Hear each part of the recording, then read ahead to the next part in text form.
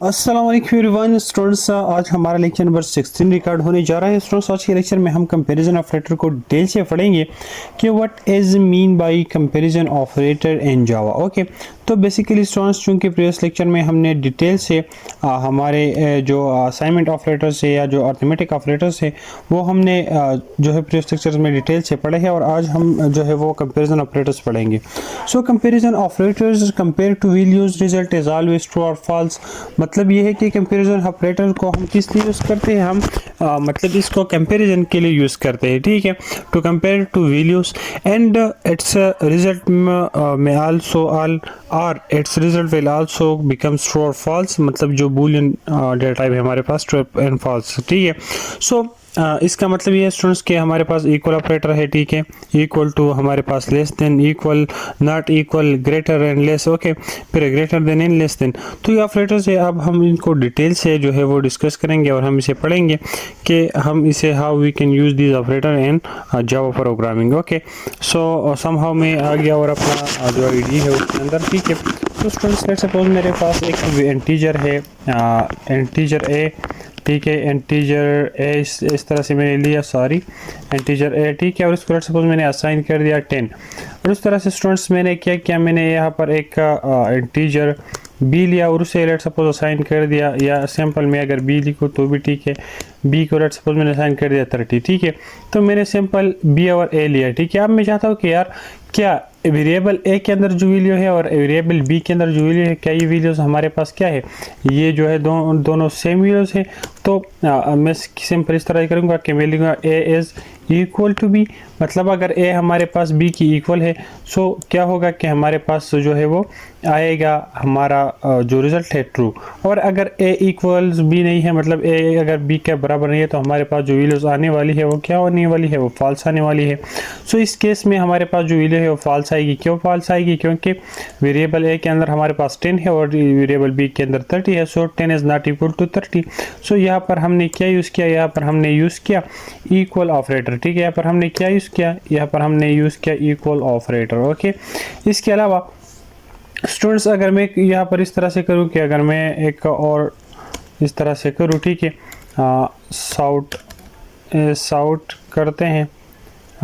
Okay, ठीक है, अब लेट्स सपोज स्टूडेंट्स मैं चाहता हूँ कि यार क्या ए जो है वेरिएबल ए, नेक्स्ट ऑपरेटर्स हमारे पास क्या है, नॉट इक्वल। ठीक है, तो क्या वेरिएबल ए जो है वो बी के इक्वल नहीं है, तो मैं सिंपल यहाँ पर लगा दूंगा नॉट इक्वल बी। तो ये बिल्कुल ये हमारे पास अब रिजल्ट क्या आने वाला है, रिजल्ट हमारे पास जो है वो ट्रू आने वाला है। सो ये है नॉट इक्वल ऑपरेटर, हमने यहाँ पर जो है वो यूज़ किया। ठीक है, नॉट इक्वल ऑपरेटर। तो अगर अब हम इसे रन करेंगे तो हमारे पास जो रिजल्ट है वो ट्रू आएगा। पास तो पहले वाला था और अब जो रिजल्ट है वो ट्रू आ गया। ठीक है, इसके अलावा स्टूडेंट्स अगर मैं जो है वो अगेन इसको समहाउ कॉपी करूँ तो control C and here control V. अब स्टूडेंट्स अगर मैं एक अनदर ऑपरेटर को यूज़ करूँ, ठीक है, और उस ऑपरेटर का नाम हमारे पास क्या है, लेट्स सपोज मैं अगर यहाँ पर greater and less then operator use करूँ। सो अगर हम बोले कि यार क्या ए एज ग्रेटर देन बी है, क्या ए जो है ए के अंदर जो वैल्यू है वो बी से ग्रेटर है, तो अगर इस तरह का सीन है तो ट्रू वैल्यू रिटर्न होगा, और अगर नहीं है तो फॉल्स। तो इस केस में क्योंकि ए हमारे पास 10 है, बी हमारे पास 30 है, so A is not greater than B. So हमारा जो वैल्यू है वो क्या जाएगा, वो हमारे पास फॉल्स आ जाएगा। सही, ओके, तो ये क्या हमारे पास है, ये हमारे पास है ग्रेटर देन। ठीक है, ग्रेटर देन वैल्यू ये हमारे पास आ गई, और इसको मैं समहाउ इस तरह से कॉपी कर दूंगा। ठीक है, और ये हमारे पास लेस देन वाला हम ऑपरेटर भी हम यहाँ पर यूज़ करते हैं कि क्या ए जो है वो लेस देन बी है। सो आप स्टूडेंट्स यहाँ पर क्या आएगा कि जो पहला हमारे पास है समहाउ मैं इसको ओके सजेशन मैं इसको स्टूडेंट्स ए करता हूँ। ठीक है, A is less than, sorry A is less than B. Okay यार ये क्या, इसको मैं ये आईडी सजेशन खुद देता है इसलिए। ठीक है, A is less than B, तो हमारे पास क्या आने वाला है, फॉल्स एंड ट्रू। ओके, तो ये देख सकते हैं फॉल्स एंड ट्रू आ गया।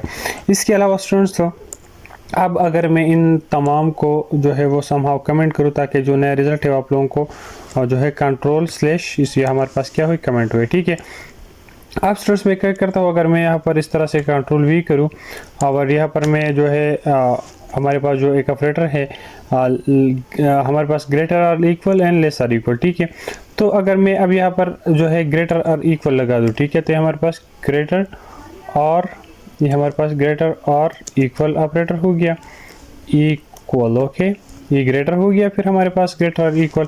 और इसी तरह से अगर मैं जो है इस लाइन को यहाँ पर पेस्ट करूँ और मैं ये का ग्रेटर और इक्वल एंड लेस और इक्वल, ठीक है, लेस और इक्वल। तो ग्रेटर और इक्वल मतलब कि ये जो वेरिएबल है, अगर ये b से ग्रेटर है तो भी ट्रू वैल्यू असाइन करे, अगर ये a और b दोनों इक्वल है, मतलब a वेरिएबल के अंदर जो हमारे पास 10 है, अगर ये b वेरिएबल जिसके अंदर हमारे पास 30 है, अगर a 30 से बड़ा है तो भी ट्रू वैल्यू आप दे, अगर इस तरह नहीं है, अगर a b जो है वो इक्वल है तब भी ट्रू वैल्यू आपने जो है वो रिटर्न करना है। और अगर a is less then b है, ठीक है, तो यहाँ पर हमारे पास फिर क्या होगा, अगर a हमारे पास b से लेस देन है तो भी ट्रू आएगा, और अगर a हमारे पास b का इक्वल है तो भी ट्रू आएगा। तो इस केस में a चूंकि फर्स्ट ऑफ ऑल ये केस हमारे पास क्या है, ना तो a जो है वो ग्रेटर देन b है और ना इसकी इक्वल है, तो यहाँ पर हमारे पास फॉल्स आएगा। और यहाँ पर इस केस में a is less then b, तो बिल्कुल ये हमारे पास कंडीशन ट्रू है, और इक्वल तो नहीं है लेकिन लेस तो है। तो इसमें एक भी कंडीशन अगर जो है वो ट्रू होता है तो हमारा जो रिजल्ट है वो ट्रू आएगा, ठीक है। सो आप देख सकते हैं हमारे पास जो है पहला फॉल्स आ गया, मतलब a is not greater then b, और दूसरा हमारे पास है कि a is less then b। तो ये था आज का हमारा लेक्चर जिसमें हमने डिटेल से पढ़ा कि what is mean by comparison operators in Java. Okay, उम्मीद करता हूँ कि आज का लेक्चर आप लोगों को बहुत ही ज़्यादा अच्छा लगा होगा। Thanks for watching.